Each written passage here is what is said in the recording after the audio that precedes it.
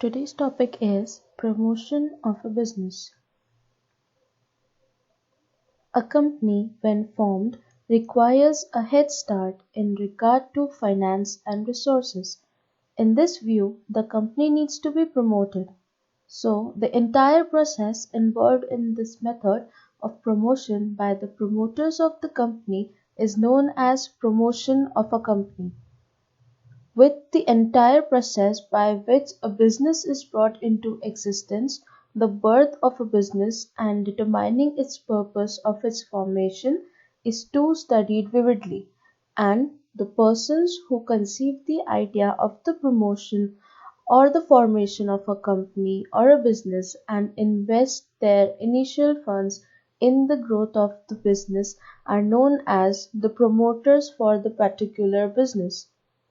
The promoters enter into a preliminary contract with legal personalities and make arrangements. Advertisements and the circulation of company's prospectus is also done at expenses and the efforts of the promoters. Next is the function of a promoter or stages of promotion. First is the identification of business opportunity. The promoter first identifies the potential business opportunity. This opportunity may be regarding the production of a new product or a service or making a product available through a different channel than before or production of an old product with new updated feature or any other such opportunity having an investment potential. Next is feasibility studies. The promoter, after having conceived a business opportunity, analyzes the opportunity to see whether it is feasible technically as well as economically. All identified business opportunities cannot be converted into real projects. Therefore, the promoter undertakes detailed feasibility studies so as to investigate all aspects of the business that they intend to begin with the help of various tools like a study of the market trend, industry trend, market survey, etc. And with the help of specialists like engineers, chartered accountants, etc. A venture is only feasible when it passes all the three below mentioned tests. First, technical feasibility. Sometimes an idea may be good and unique but technically not possible to execute because the required raw material or technology may not be easily available. Every business requires funds. Financial feasibility. Sometimes it may not be feasible to arrange a large amount of funds needed for the business in the limited available means. Also, financial institutions may hesitate to grant huge amounts of loan for new business. Third, economical feasibility. A business opportunity may be technically and financially feasible but not economically feasible. It may not be a profitable venture or may not yield enough profits. In such a case, promoters refrain from starting a business. Next function of a promoter or step in promotion includes name approval. Once the promoters have decided to launch a company, next step is to select a name for the company and get it registered with the Registrar of Companies of the state in which the registered office of the business is to be situated. An application with three names in the order of their priority is filed with the registrar to get the name approved. Next is fixing up signatories to to the memorandum of association. The promoters decide upon the members who will be signing memorandum of association of the company. Usually, signatories of a memorandum are first directors of a company.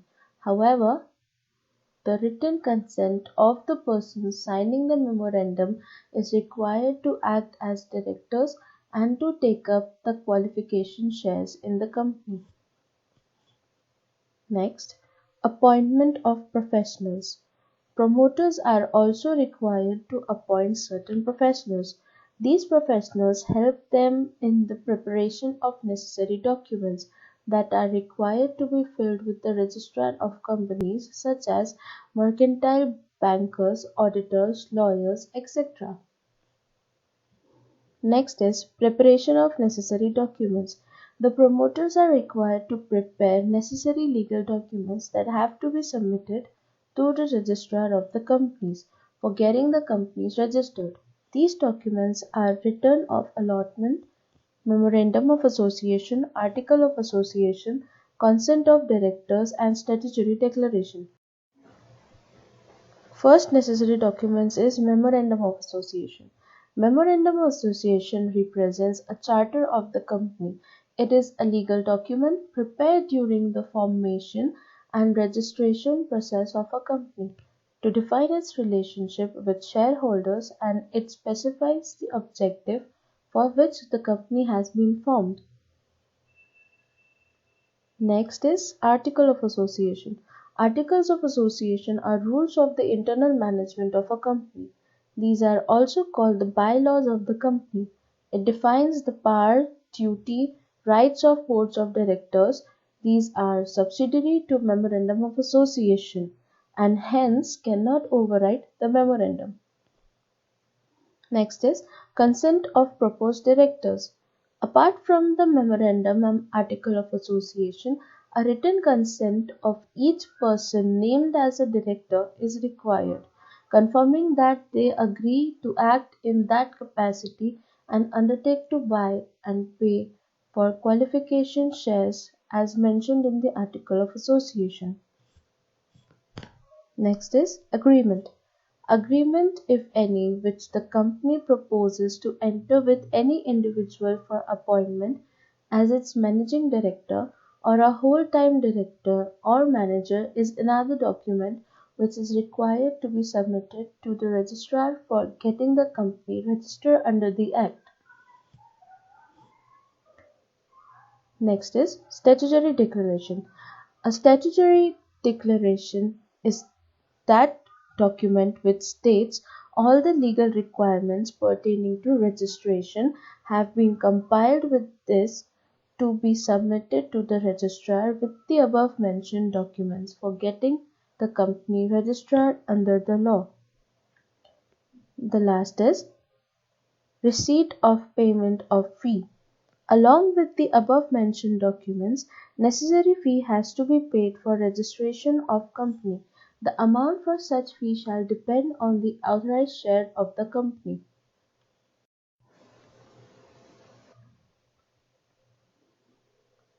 Next topic is emerging opportunities of business in India. The very first opportunity is franchising. Franchising is a kind of authorization granted to someone to sell or distribute company's goods or services in certain area. The franchisor grants permission to the franchisee to run the business, sell products, offer service for a specified period as specified by a contractual agreement. The franchisor contributes know-how, training, merchandising, and marketing support. The franchisee backs it up with capital investment and agrees to return the show as per agreed terms. Some examples of today's are McDonald's, Subway, Domino's Pizza, Bata, etc. Some essential features of franchising are: it includes two parties. In a franchising deal, there is a franchisor who is the owner of the business and franchisee who is willing to pay for using the brand at a certain area. There can be more than one franchisee in a particular location. For example, Subway outlets. Next is written agreement. Both parties enter into a written agreement or contract specifying the terms and conditions of franchising. Third is royalty payment. To join franchisor's network, the franchisee makes an initial payment. The franchisee continues to make royalty payment as a percentage of sales or profit to franchisor for using the brand or trademark during the period of agreement. Fourth is rights and obligations. Franchises assign the right to use brand or trademark or business model to the franchisee in a certain area. Franchisee agrees to pay royalty for making use of same as per agreement. The agreement specifies what the parties can or cannot do in clear terms. For example, franchisee being prevented from carrying out a competing business in a different location under a real or disguised name. Next is support. The franchisor extends full support to the franchisee in the form of expertise, materials, advertisement, etc., so that the franchisee is able to run the show with confidence. Next is limited period. The franchising agreement is generally for a limited period. If the experiment is successful and both parties want to renew the contract, they can do so. If not, it gets terminated.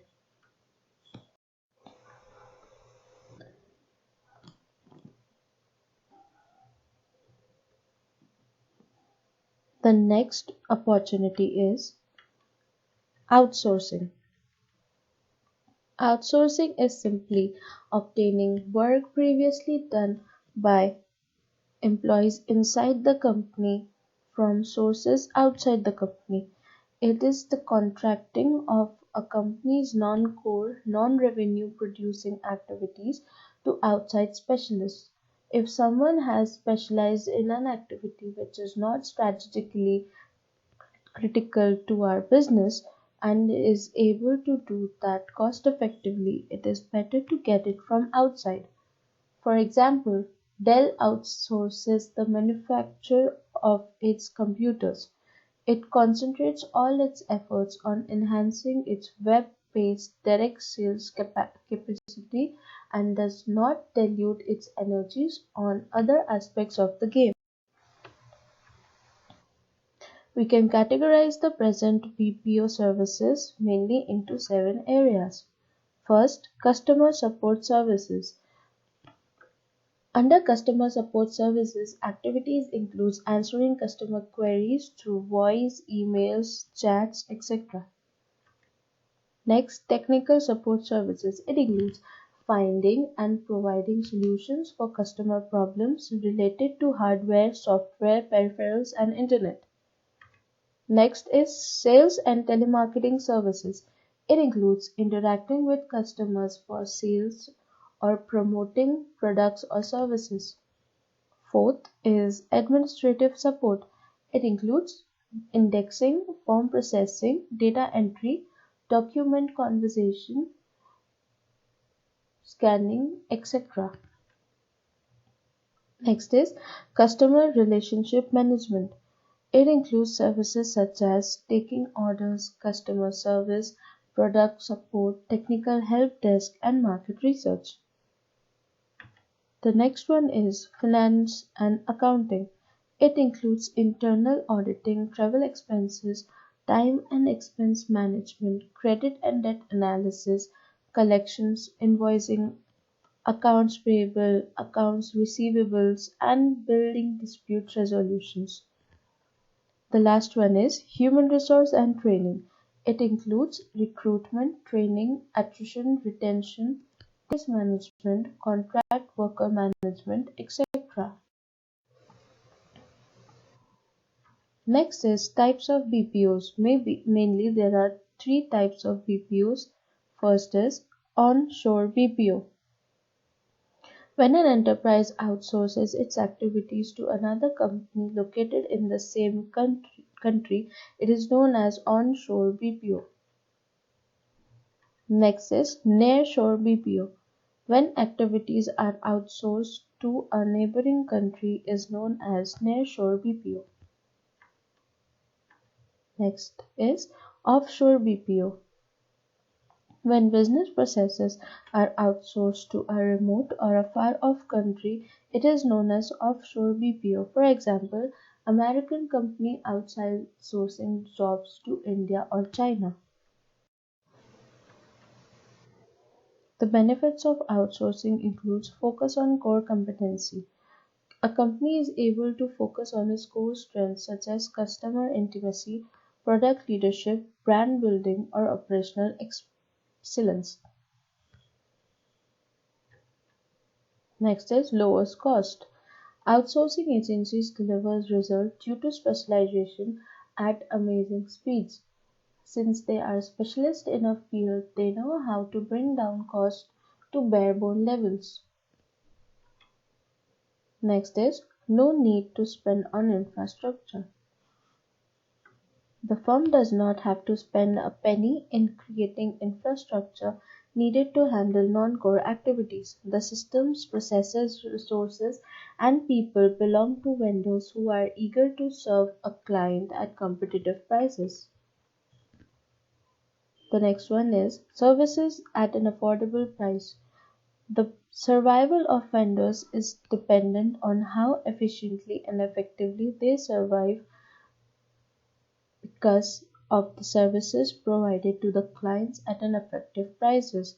Such in a tough competition scenario, a firm would be able to get the services from specialists at irresistible prices. The firm can tighten the screws and get what it wants on extremely favorable terms. Next is access to vendors' expertise and capabilities.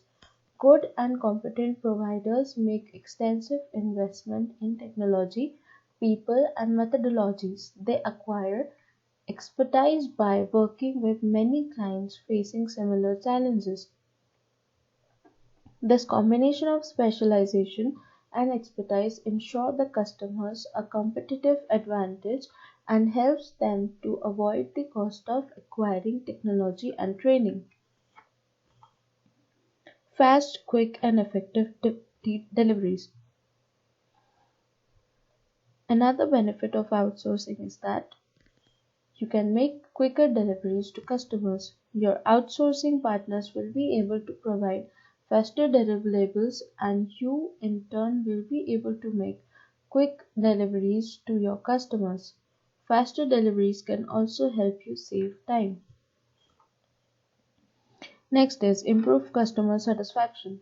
With timely deliveries and high quality services, you can impress your customers. Outsourcing can help the firm gain from increased customer satisfaction. It can help a firm remain close to its customers and can meet all the requirements of customers in terms of time, cost, delivery, quality, etc., and thereby gain an unbeatable competitive advantage. Third emerging opportunity is e-commerce.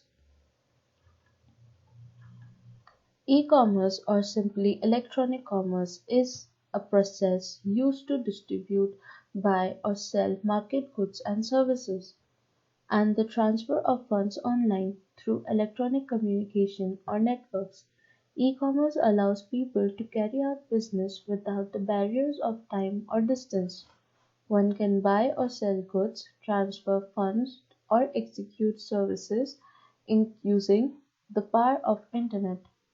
It is a kind of paperless exchange of information that helps anyone to do the business online.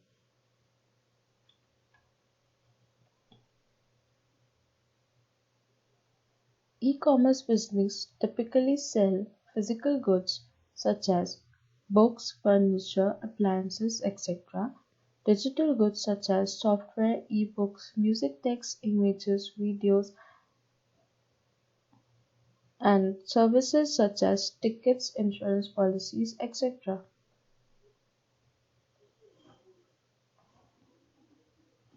There are some features of e-commerce.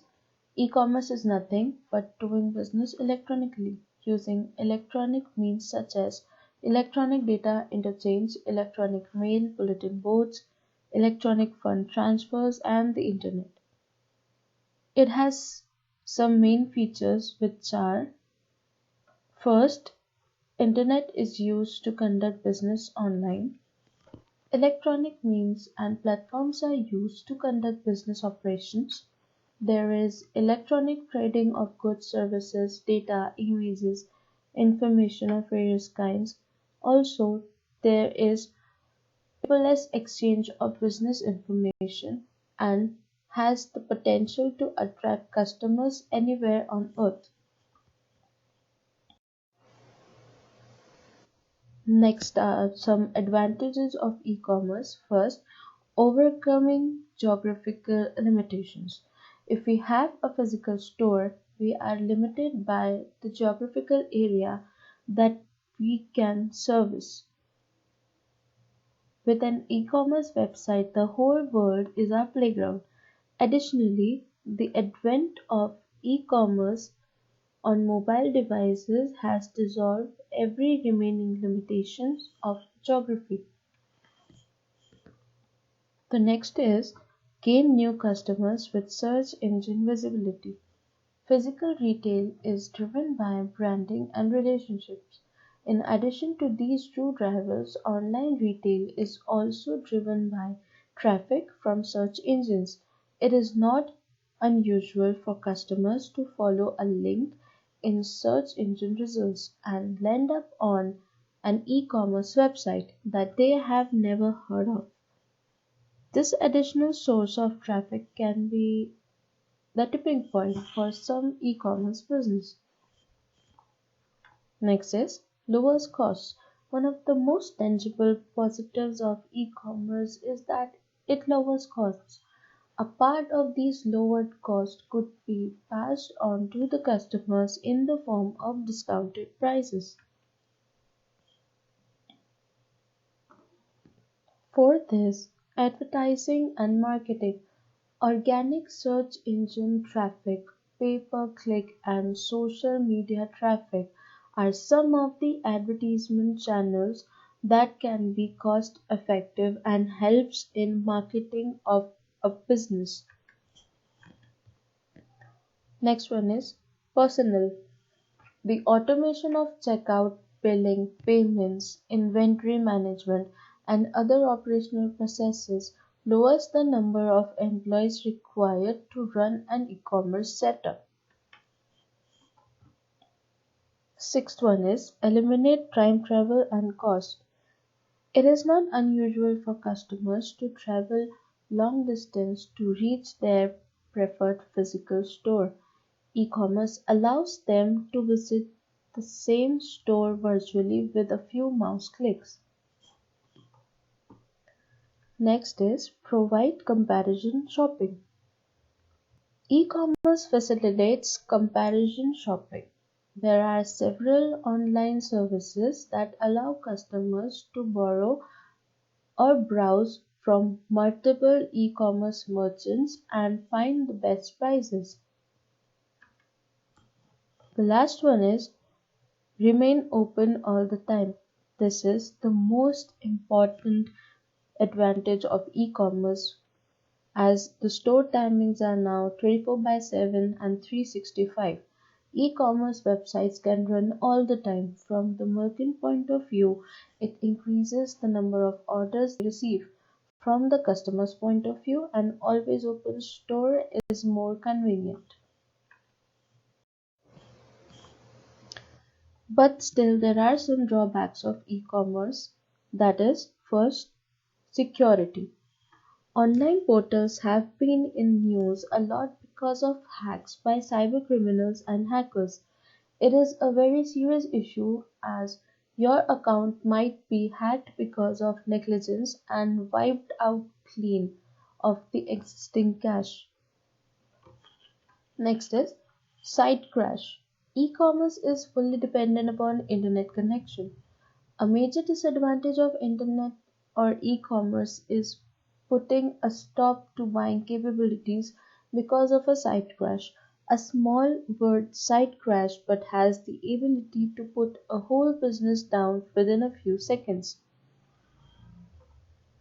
Third is no possibility of tried and tested products. One of the major disadvantages of e-commerce portal is that a customer is unable to try and test the product for his own satisfaction. We are habituated to buy at physical stores after trying a product several times, and suddenly it takes a lot of guts to change this lifetime habit where you cannot touch, try, and test beforehand.